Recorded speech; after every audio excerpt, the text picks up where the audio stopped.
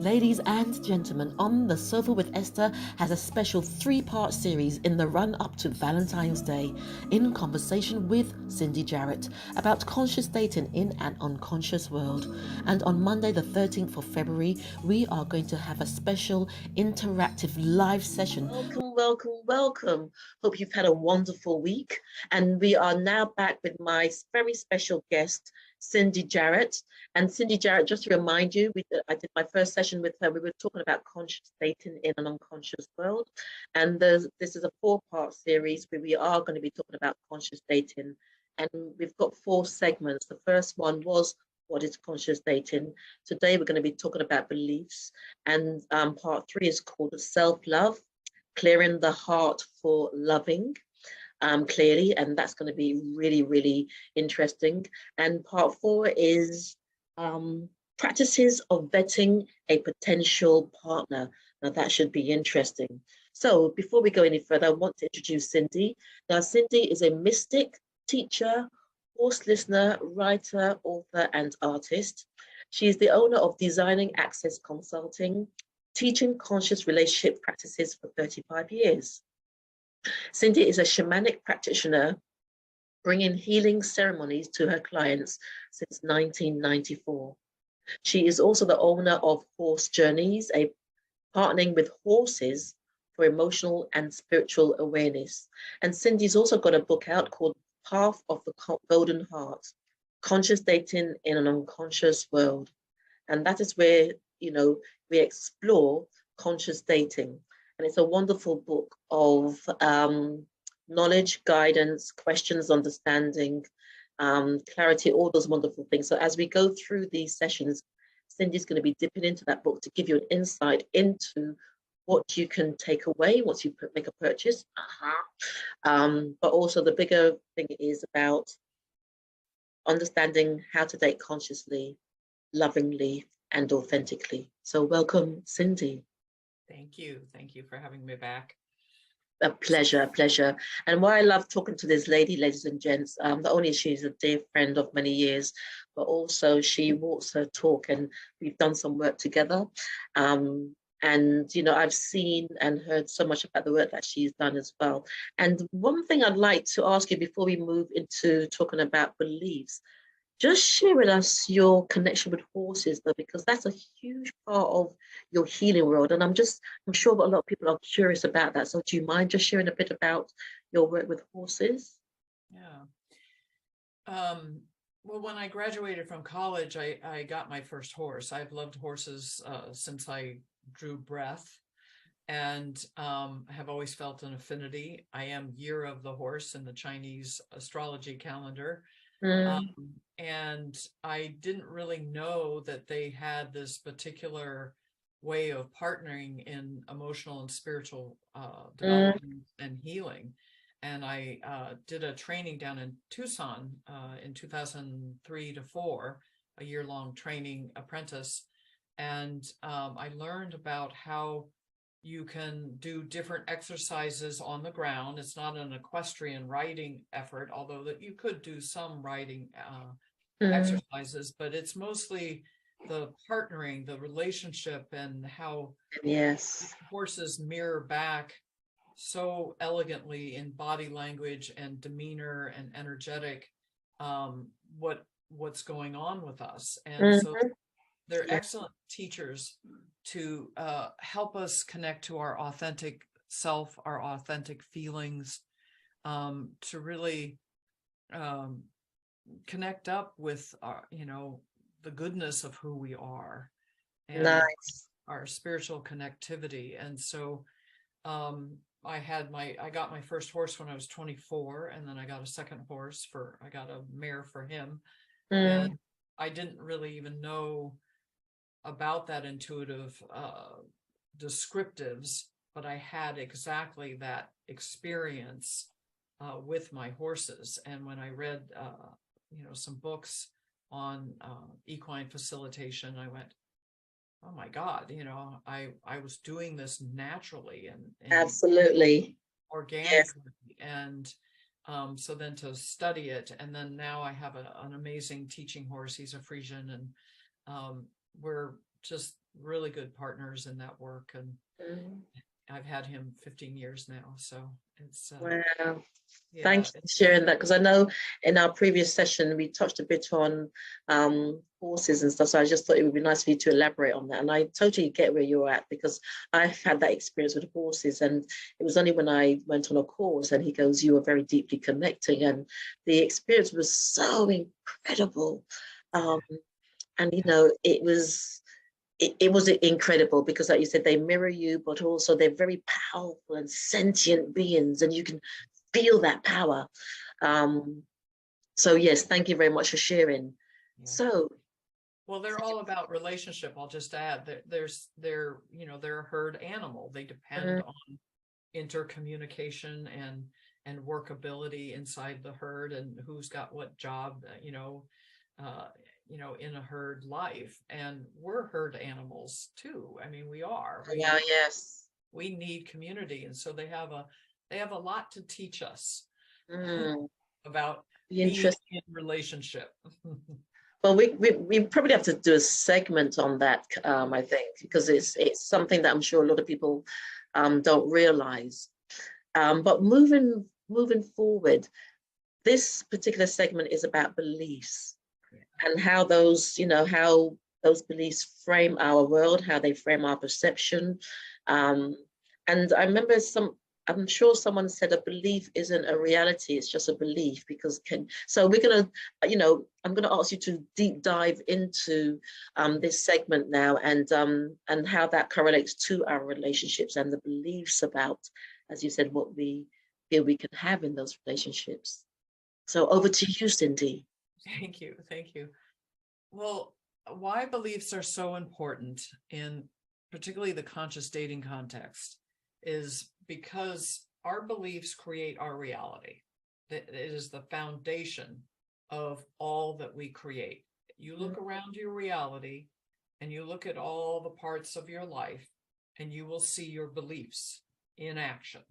They are like magnets. If you don't think you're worthy, if you don't think you're good enough, if you question your value or your worth, if you have negative thoughts about the object of your love, so whether it's gay or straight relationships, your persons that you are attracted to, if you have negative thoughts and beliefs about, one of the greatest things that, or the common things that women can say about men is, all the good ones are married or they're gay. Yes. And if Yes. you believe that, then you won't believe that there is a single man available that has all the wants and needs and preferences that you desire in relationship, and will not create the relationship of your heart's desire.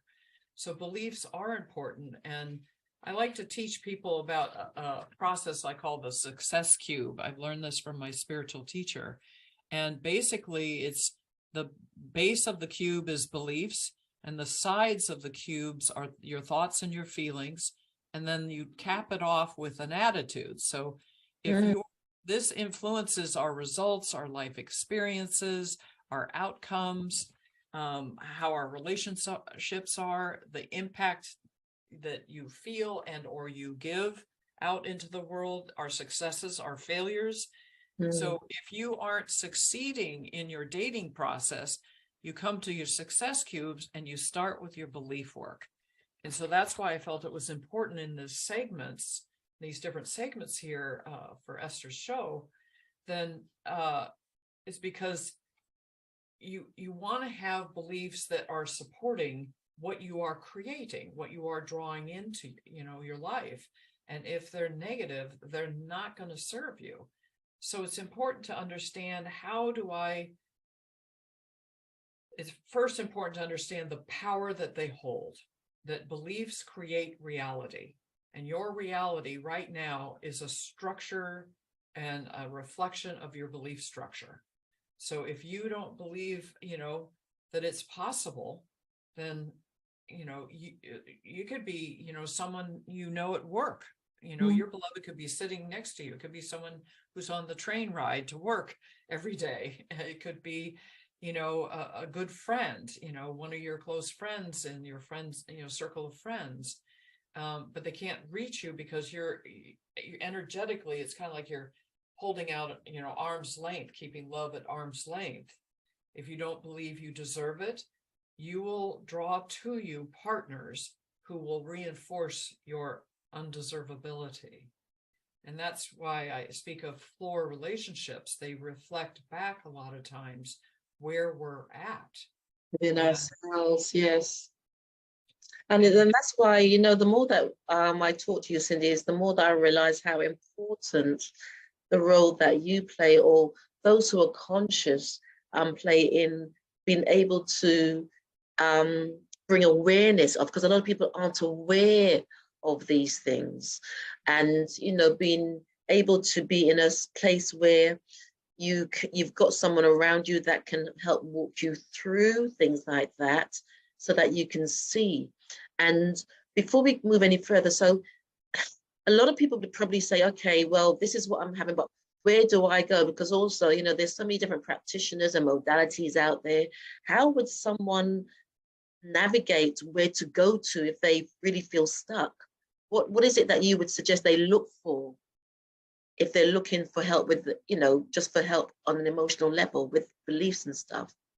yeah, well, um, so that in the book there, I put that whole process. There's a whole chapter on belief work Okay. and how to how you walk yourself through the dismantling. And it starts first with calling forth what are your negative hidden beliefs in love, Mm, being love, the object of your love. So if you want men or women, and um, you know, relationship, commitment, partnership, marriage, any of those categories could be harboring a negative belief. And the whole process that I teach people in individual sessions. mm, So some people could work with me on that if they want to do a conscious dating project, and or the training is in the full training is in the book. If you're good with self-direction, you just take yourself through the workbook. mm.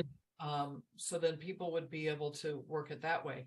The thing I do find, unfortunately, in the therapy models is that a lot of therapists don't do a lot of addressing around beliefs and then also rewiring. How do you reprogram the Excellent. positive beliefs in you so that the negative beliefs that don't serve you any longer can, you know, the volume can go down on those and they can go away, because you're leading in with the beliefs you want to be believing and how you want to be creating your life.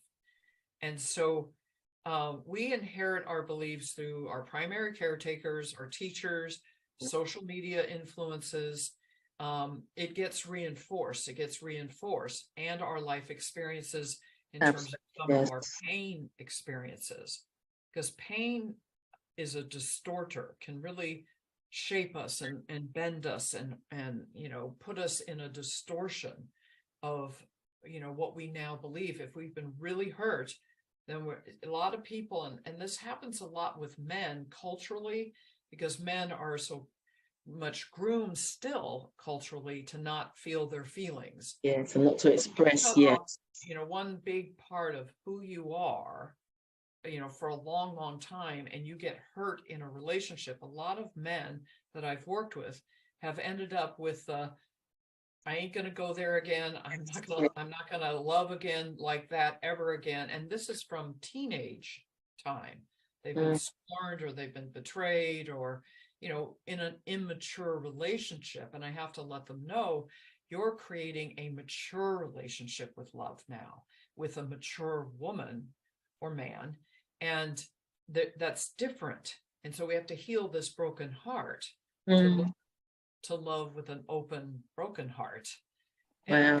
so belief work is a part of that, because we have to extract that taproot that's keeping love at arm's length, because you Mm, said, never again, I'm not going to go there. And yet men very much want relationship they and want do. Yes. and want to be related. But if they're cut off from their hearts, it makes it very, very difficult. And usually that is an indication. So if you're dating a man that's cut off from his heart, he probably has a negative belief associated with love. He's blaming love or what happened inside of a love relationship with an immature person. And when they get that distinction, like, yeah, I'm an adult now, I don't want that to dictate how my life moves forward in love. And it's so wonderful to work with men to connect up. And I like to bust the myth that men don't feel. That's not the case. They absolutely do. They just don't necessarily go there or give themselves permission to explore it or reveal it. But excellent. That's key.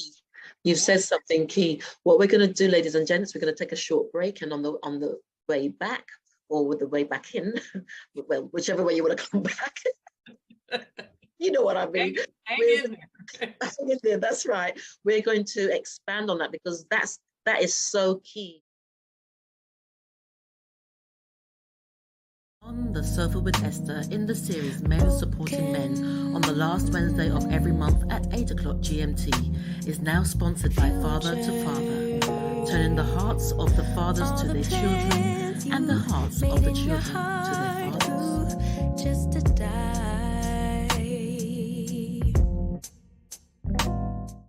Okay, so ladies and gentlemen, before the break, we were talking about beliefs and also men and a lot of men and their process. So, Cindy, if you'd like to continue from where we left off. Yeah, so the whole myth around men don't feel, and a lot of women accuse men of that because they're not necessarily expressing it, and they haven't been encouraged to look, number one, and then come out with them.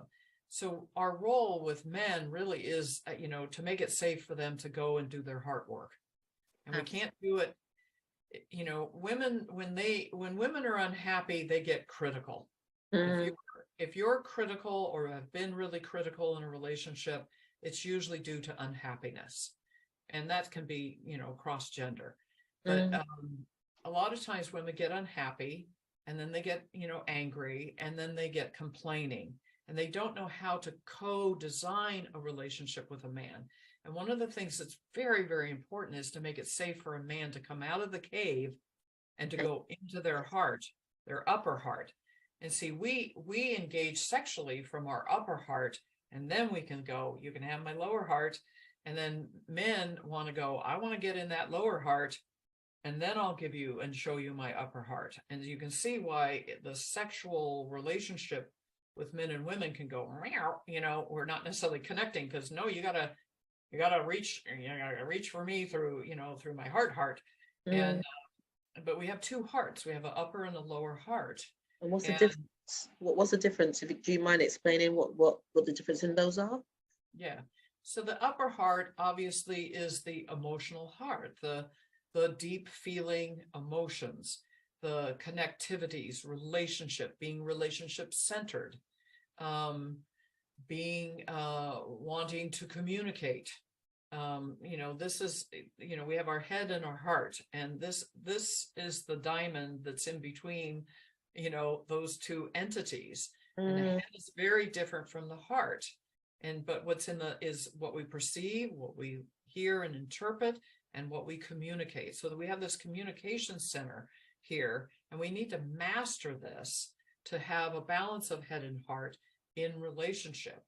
And that goes for women too. And that's another myth that I like to bust, which is just because women are feeling and emotional doesn't mean they are being responsible with those emotions. So men feel they need to be in safe environments to come out and do their heart exploration work. And women need to have a patience they don't think they possess to be able to create that safety environment for men to come out. And men need to learn you must reach a woman, in the upper heart. You need to, communication is the elixir, to the upper heart. The lower heart, authentic as well, being authentic as you can be. And just keep working towards authenticity, because it's almost like communication and authenticity, they're and integrity, they're like the bedrock, the platform. Yeah, exactly. I think. And I feel like truth is on the chopping block right now. And yes, in its exaggeration on the political theater, but that's trickling down, and we're seeing, what happened in America and how that influenced, other countries and cultures to be brazen, to be out there, to be racist, to be inappropriate, to be threatening, to violence. Any other country that says their country, let's make it great again, they're modeling what happened here in America. So the thing is, truth is, for me, and I really want people to hear this: lead with truth, finding the truth for yourself of what it is you want and need, gotta have, what your deal breakers are, and what your partner, your potential partners, authentic, viable partners, what they want, need, prefer, and is it a match? And to be I just lost my thought, sorry. But this is important about what was I saying? You're talking about to be authentic. It's about, to really lead with truth. Yeah, thank you. Let yourself lead with truth in that truth finding process, and finding the truth of what's really there. Because with truth, with a capital T, you will have love. But if you are always going for the love, that may not be truthful, it may not be grounded, it may not be viable. If you're just looking, love me, I want to love you, love me, I want to love you. And love is wonderful. It heals all things. It is vast and endless. It brings us back to relationship and why we are with certain people that we are with. But is there something about with truth, and this, a lot of people sometimes struggle with truth because to them it's being vulnerable, because when you're being honest, a lot of people fear that honesty is going to be used and abused, and so it's hard for people to really open up. Yeah, and this is where your self-love practices will start to kick in, and your self-confidence, and your telling the truth, telling your truth to yourself. Because if you've told it to yourself, you can be vulnerable with it. You can say, I want to get married. I really love you. I want to have a life with you. Or I think we're really a great match. Where are you at? Are you feeling that? Are you ready to, go to the next level of conscious dating? The first part of dating is just, is there some alignment? Is it looking like there's a bit of a match? And you're doing your vetting, you're asking going through the questionnaires. There's different questionnaires and stuff in the book to review. And you can just, you're at that stage. And then the next stage of dating, in conscious dating, is we commit to exclusively date. We're not going to let in anybody else if you want monogamy. And, are we really right for each other? So then you take it a deeper cut. And in the 6 to 9 month mark of someone being together and dating, that's when the real stuff, our, limiting shadow can show up in that time frame. And, because we let down our hair, we relax, we're getting comfortable. And you start seeing some of the red flags. You start seeing some of the personality drives. You start seeing some of the wounding possibly coming out. And that's all stuff to discuss, to have conversations about. And there's no judgment as well, because what I'm also sensing is when you're in that conscious place together, then you realize it's not a judgment, it's just an awareness and a revelation, but then you can do something about it and work towards it. I also give the equation of having a car, especially with guys. So you buy a car, you buy a brand new car, it's a Porsche.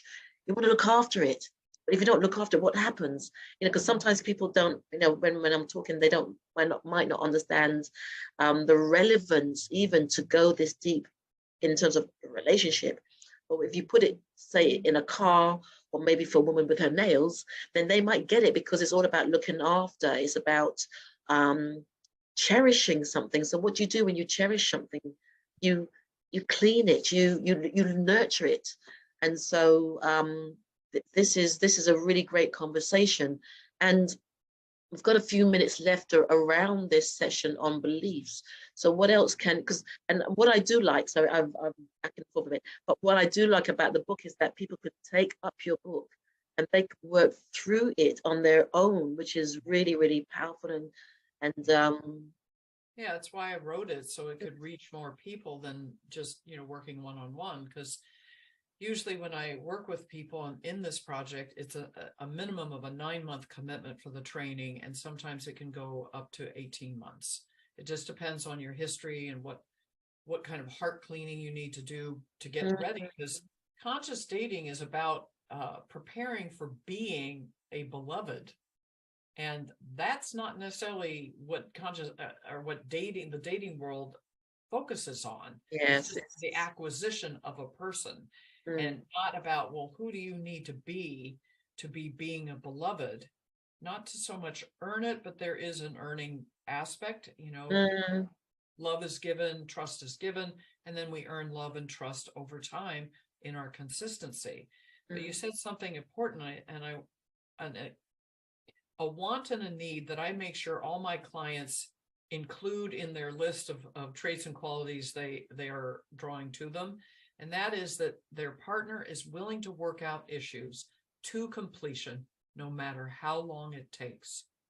And that's why I married my husband, because that was a core piece. I wanted to know that anything that came up, we were going to work it out to completion, not just sort of, well, we've talked about that. Oh, we already had that conversation. Well, that's your issue. You go handle it. Those are the kinds of things people have dealt with. And it's like, no, this is our issue. And if it's not complete with one of you, it ain't complete with both of you. Yes. You need both people to be complete. And so, so, in terms of belief, it's important to rewrite them. So you have to first figure out what are the negative beliefs that don't serve you any longer. And there's a process that, calls that up. And once you have that, then you rewrite that into now positive languaging. And usually, like, if you come to the truth that I don't feel worthy of being loved, if you really tell that core baseline truth, going, yeah, I've been operating that I'm not worthy. Okay, you can't just take a new belief, go, I am worthy of love. Yes. I am worthy of being loved. You don't believe that. Yes. You have to stepstone it to, and it's in positive languaging, of course, now languaging. And I like the I am statement because you're creating an I amness, energetic. And so I got to talk about resonance too. So you can do that. Can we do that in the self-love section, the resonance? Or does it fit into this more? So it fits a lot. Okay, well, free flow. And also what I'd like to do as well, I mean, I know I initially said this is a 4-part series, but I've already got ideas to add a couple more on at some point, because it would be nice to get some people on where we can go through a practice process as well. Yes. I think that would be so invaluable, because every time I'm connecting with you, I've got more ideas, and there's an awareness about something that I thought, oh, that would be handy. So we'll have to add another segment onto this, but continue, my dear, continue. Sorry. Yeah, it's all right. We're in a dance, we're dancing. So resonance as well, before that, I wanted to the thing about completion process. That's what I wanted to do, is about the process of how so first you get the negative belief, and then you rewrite it. And you can't just go to the promised land mountaintop right away. You got to stair step it a little bit into believable bits, and then you work it. So for if I'm not worthy, and I really have to tell the truth, I've been operating on that premise and belief structure, and it's been reinforced in my relationships because that's what I'm holding, which tags teams with resonance. If whatever you're holding is what you will create, and that's the power of energetic resonance. And we create through resonant causation. And so whatever energetic you are holding about anything, so your beliefs, thoughts, feelings, and attitudes are operating all the time and drawing to you and showing you yourself, reflecting back to you, yourself in that area. Ooh. So a stair step belief could be, I am bringing self-love, I'm bringing higher self-love in. So, because you bring in higher self-love and you're going to reach, I am worthy. That'll be a nice stepping stone. And beliefs they can be like affirmations that are already out there and written, but I like people to use their own languaging, where it zings for you. And it's like a mantra. It's short. It's not 3 paragraphs long. It's mantric like. It's I am, loved and cared for wherever I go, whoever I know. So that's a statement that you can throw out there, and then you have better community experiences with something like that. Wherever I go, whoever I know loves and cares for me, and I care for them. And that's a resonance, and you feel it when it really is the right wording for you. So that's important. And resonance is what we create from. What is the energetic that we're holding? And our beliefs hold resonance. Our thoughts and our feelings back up our, how we've been believing, and our attitudes. And your attitudes, your negative ones, they're the ones that, yeah, sure, in your dreams, pal. The stuff that sort of slips out the corner of your mouth. You have a sour attitude. Oh, well, Yes. he'll never go for me, or she'll, she's a handful. Mm. There Okay. you can see, the secret hidden negative beliefs that aren't serving you any longer. And the cool news is we can rewire our beliefs. And you just need to know you've got to do a thorough job until it's yours to own, the new belief that you really believe you are worthy, that you really believe that this is possible, that there is a man or a woman out there that can love you in the manner that you desire. And Fantastic. we have to prepare to be a beloved. You have to understand how to prepare, and that'll tag team in the next segment. Excellent, excellent, excellent. And we are going to do a session. We've got to do a practical session around beliefs and resonance, getting people to actually go through a practice about this. And so we'll definitely set that up. So ladies and gents, I hope you have enjoyed this series, and there's much more to come. Just to remind you that I've been talking to Cindy Jarrett, and we started off with what is conscious dating in series 1, and now we were talking about beliefs, and then for segment 2, series 3, sorry, we're going to be talking about self-love, clearing the heart for loving clearly, clearing the heart for loving clearly, or for loving clarity. Looking forward to that session with Cindy Jarrett. And Cindy, once again, just tell people where they can get hold of you. Yeah, so you can get hold of me, just Cindy Jarrett on Facebook, and it's my Cindy Jarrett. There's a couple floating around in the world, and there's a wolfie in the center view, and then my website of designingaccess.biz. So designingaccess.biz. Okay, fantastic. Well, see you same time, same place next time. And the next subject is going to be very important, because this whole thing of self-love, we talk about it, but it would be nice to actually understand what is self-love. So what does that look like? What's the process? So see you on the other side. Thank you.